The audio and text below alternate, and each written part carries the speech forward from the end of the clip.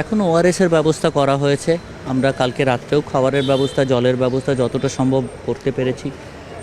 এবং যা রাতে গরমের পরিস্থিতি ছিল, আপনারাও রাত জেগেছেন আমাদের সাথে, যে পরিমাণ গরমের পরিস্থিতি এবং আস্তে আস্তে রোদ পড়তে শুরু করেছে, প্রচুর মানুষ ডিহাইড্রেটেড হয়ে পড়েছেন।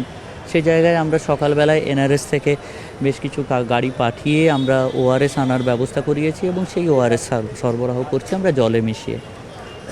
এর আগেও এখানে যারা শিক্ষক এবং শিক্ষিকা মূলত তারা টয়লেটের খুব অসুবিধা পড়েছিলেন, সেই ব্যবস্থা, বায়ো টয়লেটের ব্যবস্থা কি করা গেল?